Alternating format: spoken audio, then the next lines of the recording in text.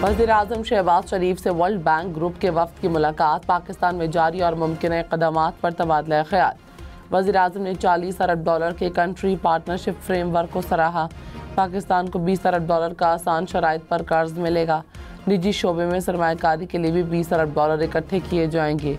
शहबाज शरीफ का बरामदात के जरिए मुल्क की तरक्की पर तवज्जो देने पर जोर। आलमी बैंक पाकिस्तान को 10 साल में $40 अरब कर्ज देगा। रॉयटर्स के मुताबिक मुआहदे के तहत आलमी बैंक पब्लिक प्राइवेट सेक्टर की माली इमदाद करेगा।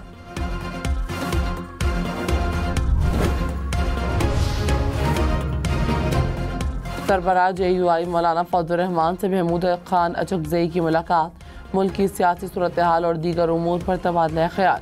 मुलाकात में मौलाना अब्दुल गफूर हैदरी, सेनेटर कामरान मुर्तज़ा और मौलाना असद महमूद भी मौजूद थे।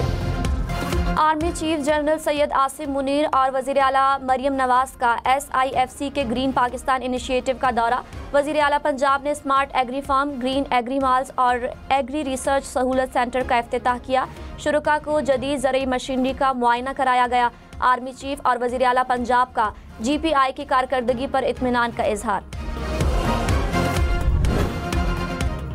पाकिस्तान में इंटरनेशनल सिम से साइबर क्राइम का इंकशाफ, माली फ्रॉड, अगवा बिराए तावान, दहशतगर्दी समेत दीगर जराइम शामिल। एडिशनल DG साइबर क्राइम ने कहा, बरतानिया की सिम्स का सबसे ज़्यादा इस्तेमाल हो रहा है। मुल्जिमान शनाख्त छुपाने के लिए इंटरनेशनल सिम्स इस्तेमाल करते हैं। मुल्क भर में 44 मुल्जिमान को गिरफ्तार किया। 8000 से ज़ायद बरतानवी सिम्स बरामद की हैं।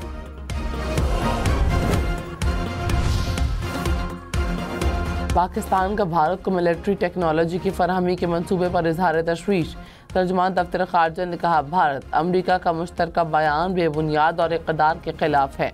पाकिस्तान दुनिया में अमन का ख्वाहा है। हमारी दिफाई तैयारियां सिर्फ अपने दिफा के लिए हैं, किसी के खिलाफ कोई जारहाना आज़ाइम नहीं रखते। भारत को हथियारों की फरहमी का मंसूबा खिते में अदम तवाज़ुन का सबब बनेगा। कराची में रात 10 से सुबह 6 बजे के अलावा डंपर सड़कों पर नहीं चलेंगे। हैवी ट्रैफिक से मुतालिक 13 अप्रैल तक दफ़ा 144 नाफिज। कराची में हैवी ट्रैफिक के दाखिले के लिए 3 रूट्स भी मुकर्रर। केमिकल पर मुश्तमिल हैवी ट्रैफिक पर भी शहर में दाखिल होने पर पाबंदी होगी।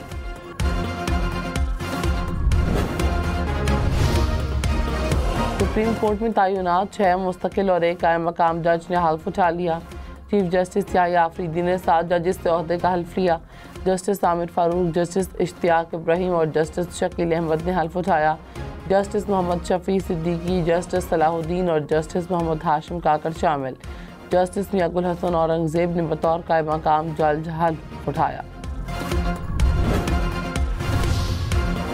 सुना है आपके खिलाफ रेफरेंस आ रहा है। जस्टिस सैयद मंसूर अली शाह से सहाफ़ी का सवाल। जवाब में कहा, रेफरेंस जब आएगा तब देखा जाएगा। कुछ गलत किया ही नहीं तो रेफरेंस का डर क्यों होना। किसी से कोई ज़ाती अनाद या इख्तिलाफ नहीं। सहाफ़ी ने पूछा, कहा जाता है आप लोग काम नहीं करते। जस्टिस मंसूर अली शाह बोले, मुकदमात निपटाने की शरह देख लें।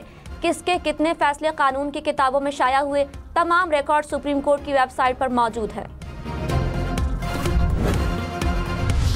हरनई में मजदूरों की गाड़ी के करीब धमाका। ज़िलाई इंतज़ामिया के मुताबिक धमाके में 10 मजदूर जवाहक हुए। लिविस हुकाम के मुताबिक गाड़ी में सवार मजदूर कोयले की कानों में काम के लिए जा रहे थे। वज़ीर-ए-आज़म शहबाज शरीफ का इजहार अफसोस, ज़ख्मियों को हर मुमकिन तिब्बी इमदाद फराहम करने की हिदायत।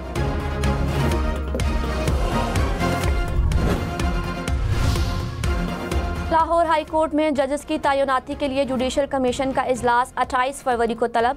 8 डिस्ट्रिक्ट एंड सेशन जजेस के नामों पर गौर किया जाएगा। राजा गजनफर अली खान, कैसर नज़ीर बट, अकमल खान के नाम शामिल। जजीला असलम, शाहिदा सईद, अबहर गुल खान और तारिक महमूद बाजवा के नाम पर भी गौर होगा।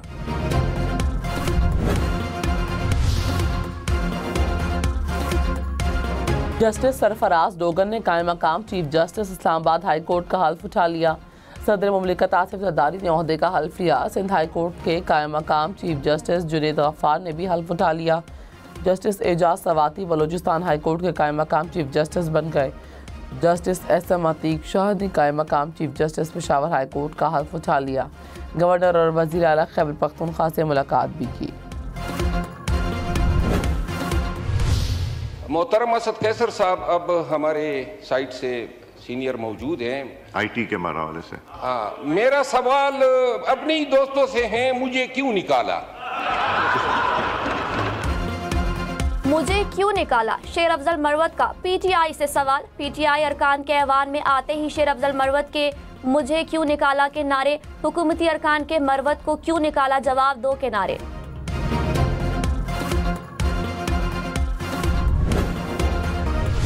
सोना 2200 रुपये तोला महंगा, कीमत तारीख की नई बुलंद तरीन सतह पर पहुंच गई। एक तोला सोना 3,06,200 रुपये का हो गया। स्टॉक मार्केट में कारोबार के दौरान मंदी, 100 इंडेक्स में 478 पॉइंट्स की कमी, इंटरबैंक में डॉलर सस्ता, कीमत 279 रुपये 21 पैसे हो गई।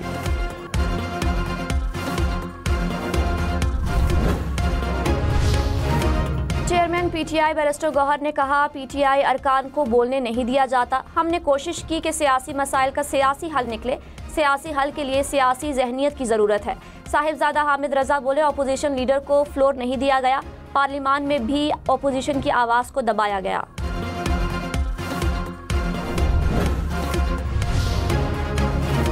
स्पीकर मलिक अहमद खान ने कहा, बानी पीटीआई को खत का तफसीली जवाब मिल चुका है। जिनको खत लिखा उन्होंने कहा मैं उसे नहीं पढ़ूंगा।